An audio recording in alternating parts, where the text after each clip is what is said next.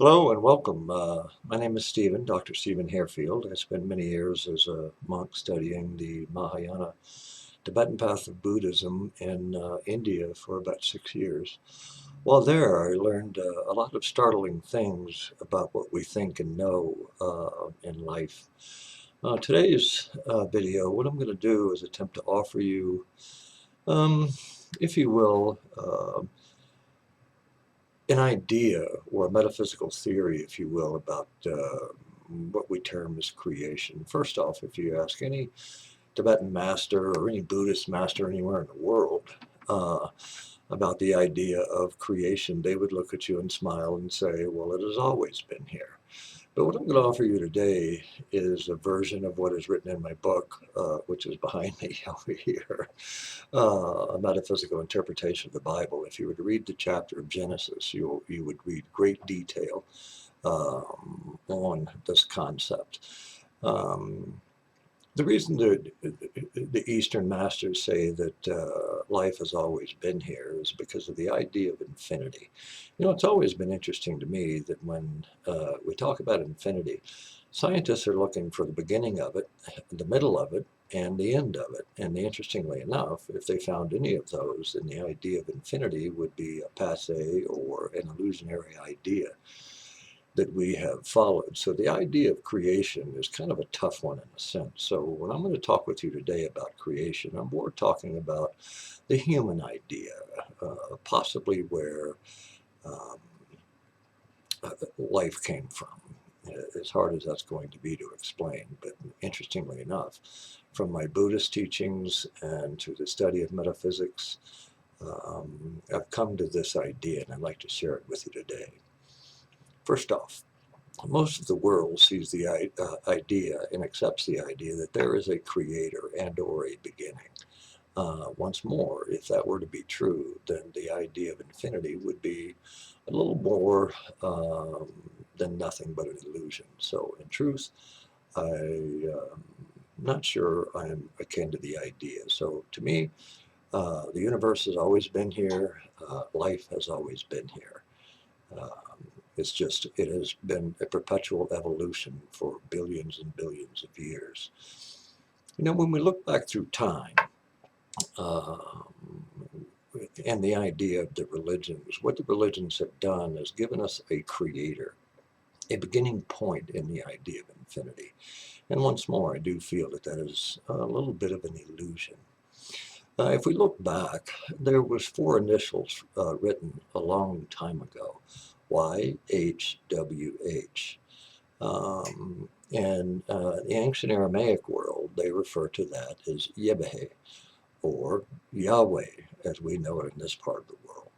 That word was turned from Yebeh, or Yehweh, to Yahweh, to Jehovah, to God, as a single entity. What if those four initials are nothing more than ancient geometrical, sacred geometrical equation, if you will, for the creation of being, the creation of what we refer to today as the human? I'm going to attempt to break that down a little bit for you. First off, if we look at those four initials, they consist of what we could refer to as a polarity, much like the poles of a battery in your vehicle.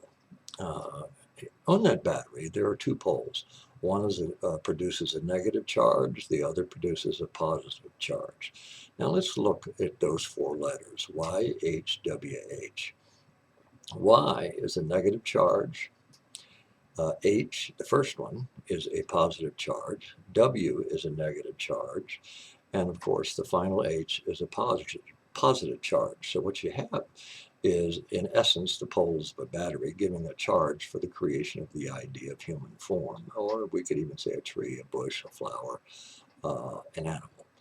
Um, it's just the thing, if you will, that created the idea of substance. Now let's break those initials down. If we were to take a look at this from a geometrical equation point, or a mathematical equation, if you will, that first Y represents the soul, or first created, or firstborn. If you look at the first H, that's the idea of mind, the idea of consciousness. When you look at the biblical text in the book of Genesis, it would equate that to Adam. If we look at the W being a negative charge, that represents emotion, feelings, the sense system. That's what's referred to biblically in the book of Genesis once more as the idea of Eve. And the final H is the creation of physical form. And even if you were to read the book of Genesis, you'll actually see it and read it in that sequence if you understand metaphorical linguistics. So what we have is Y, soul, H, mind, W, emotion, and finally the final form is, of course, the body. And because of those charges, it has animated us. As far as the idea of Adam goes, if you were to literalistically believe the biblical text, there was one human. If you were to believe the idea of Eve, there was the second human. And of course, going on and reading the Bible, you read about they had two sons, and one killed the other, and the one that remained, Cain, took a wife. Now you got to ask yourself a question of where did she come from if there was only originally the two who produced two males? That wouldn't be possible. But if you look at the idea of this equation, that gives an entirely different concept to the idea. You see, I'm not against the idea of religion or the idea of creation, but if we're going to look at it in the truest sense of the word, because you see, all of those ideas break themselves down into energetic form or energetic ideas.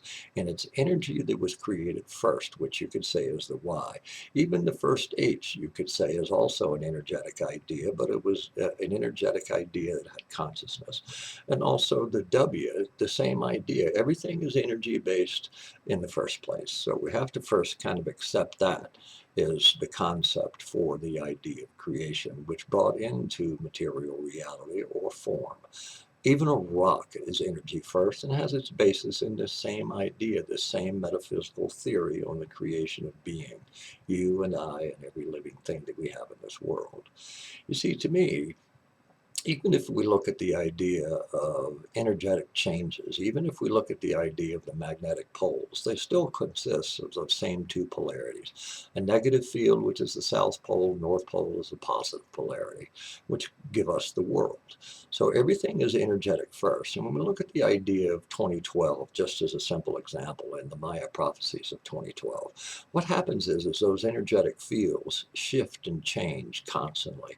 Its whole purpose is to end up creating what we would come to know as the divine human or God in the flesh once we understand the dynamics of being and the operation of energetic fields, because that's all these characters represent. YHWH is nothing more or less than energetic fields which have created substance, which we call ourselves.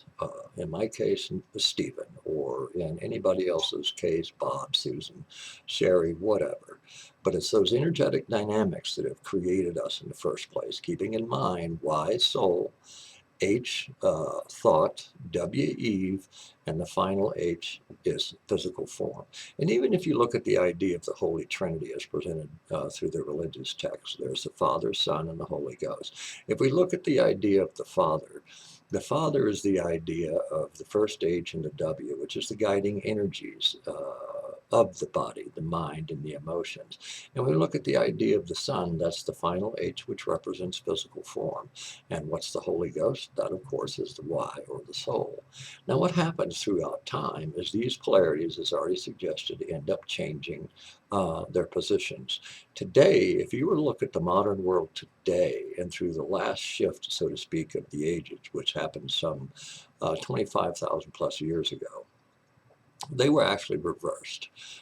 You had H, W, H, Y, and we've been living that way for all this amount of time. Why? To my own sense and to my own theory, it's so that we get used to operating in physical form. And if we look through the centuries and the millennia, we've gotten more and more steeped in that the only thing in life is physical self, which has created a very domineering analytical side of mind, which has also given us the idea of the ego, the idea of the dominating self, that I am better than you. But see, the interesting thing about all of those ideas is the fact that they are backward. They are literally backward from the idea of original creation. And the reason these energetic fields tend to flip and flop and change positions is to ultimately create divine balance, living in physical form. When we look at the whole idea, even at the biblical text, in the book of Genesis, the creator and theoretically said, now you are just like me. You have dominion over all things. Well, we could have that, and we could have that today if we didn't live life backward as we do. Form is important, but it's only important in the sense that it's a vehicle of consciousness, it's the vehicle of soul. It's the very thing physical form is to give soul experience. So the soul doesn't live by theory, it lives by what it has learned in a sequence of births and deaths and so forth. But even in those, you still have those same dynamics taking place of YHWH. They're consistent, they're infinite, and they're absolutely everywhere. So my point is it's not a single entity that we would refer to as God, especially one that we refer to as a gray-haired being that has a beard that's cruel and does nothing but punish. No, that's not it at all. It's not a single entity. It's not, it never has been and it never will be. It isn't like us. We are like it, which means that Y is ever present and the most important aspect about us. You see, even in the idea of 2012 and the changing of the polarities, once more, it's going to shift those back into their original position, YHWH, as opposed to the idea of HWHY, which once more is how we live today. And as these energetic fields change, they're already impacting human form today. Look at the world.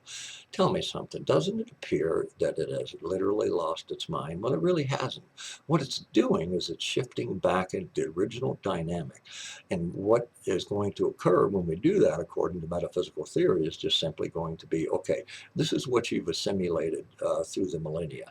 Now, how are you going to be able to use it as that divine creature that you are? You see, the only reason that there's any idea of evil today, or when I say evil, I mean things like deception, lying, stealing, killing, whatever it is that you want to put into that context. Understand something. It's become that way simply because the physical form has gotten so rooted into its own self. Most people don't know any other dynamic. What they want to do is have that fancy car, that fancy house, that very large bank account. What are they actually going to get you? Because once you transpire and leave from this world, what are you going to take with you? You're going to take with you absolutely nothing except you, which is that Y in the first place, out of that YHWH. That's the essence of your being. And you're going to take that consciousness and you're going to journey with it for a while, etherically speaking, and then you're going to come back and you're going to do it all over again. Why would we do that? Simple. It's all about creating an absolute finite, no, not finite, but fine, infinite balance of the union between soul, form, mind, and emotion, with not one aspect in domination of the other. You see, once an individual achieves that state, they would actually be referred to as a master, so to speak, because they have mastered that entire idea, which now means they are above the body. It doesn't mean that they don't have a body. They do. But what they do realize is that final H is only a vehicle. So understand something.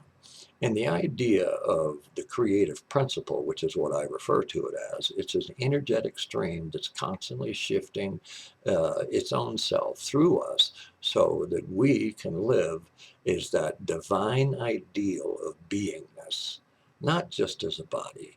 When you look at how we treat each other today, when you look at how we dress, and when you look at how we act, it's always only on a physical level. Very few people actually operate in the geometrical theory of who they all actually are.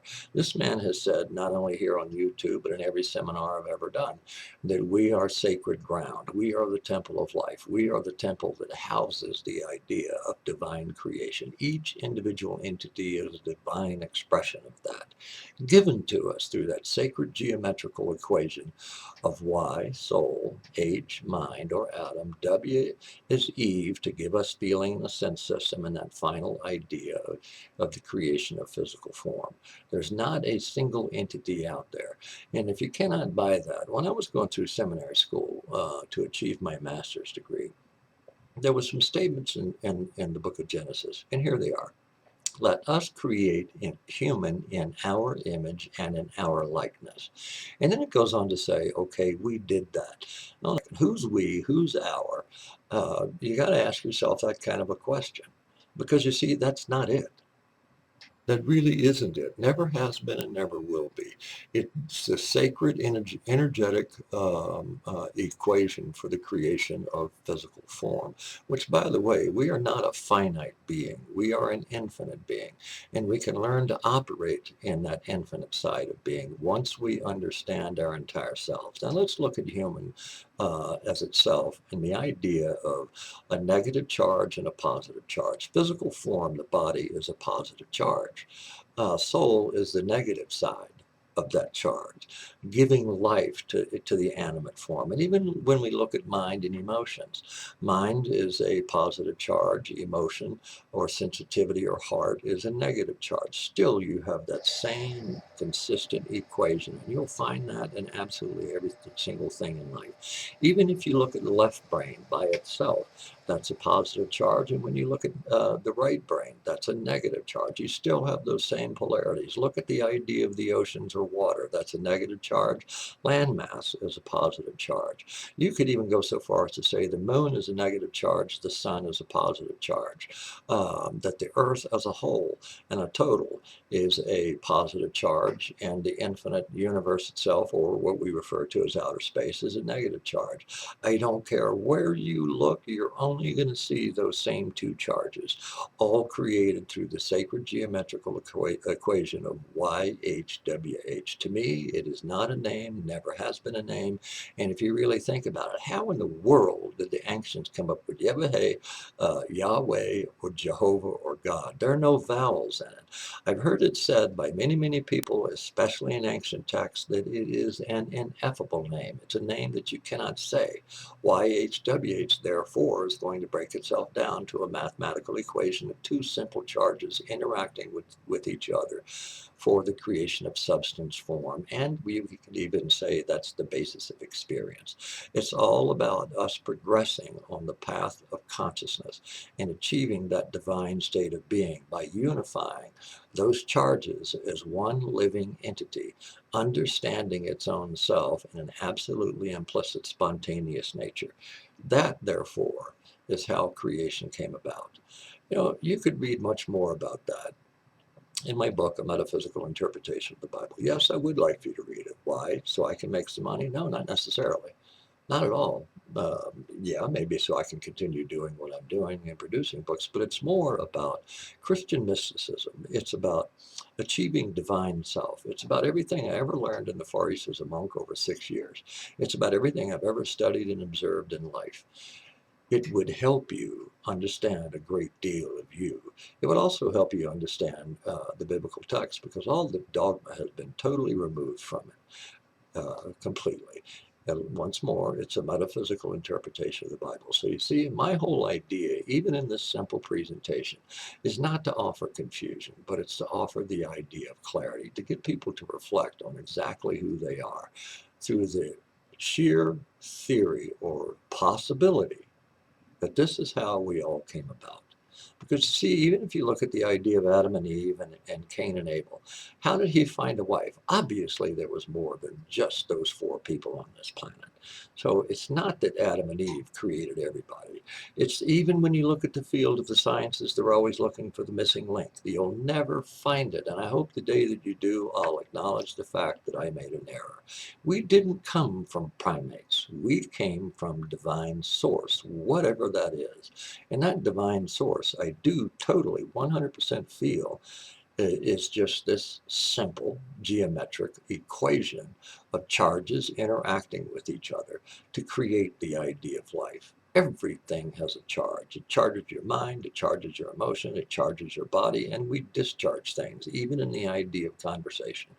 That's a discharge from those charges that were given to us in the original idea of who we are and why we're here. In fact, that's the most often asked question that I ever get. Who am I and why am I here? Take a look at the question. The understanding is in the question itself. Ladies and gentlemen, my name is Stephen, Dr. Stephen Hairfield. If you ever would like to converse with me on any of these subjects, you can visit my website at www.hairfield, that's HAIRFIELD.com. And if I have that time available, I'd be more than happy to, because it's my whole thing that I would love for people to wake up to the divine idea of self. You, I, we are the temple of life. We are the essence of life. We could even go so far as to say the reason everything is here is for us to comprehend. So remember that those charges, Y negative, H positive, W negative, H positive. Those are charges that have interacted in the creation of human and life. Thank you. I hope you enjoyed this little short video. And if you'd like to read in great detail, once more, that book is A Metaphysical Interpretation of the Bible. Thank you, and I hope you have a gracious, wonderful day. Shanti Satyam in India, that simply stands for peaceful truth.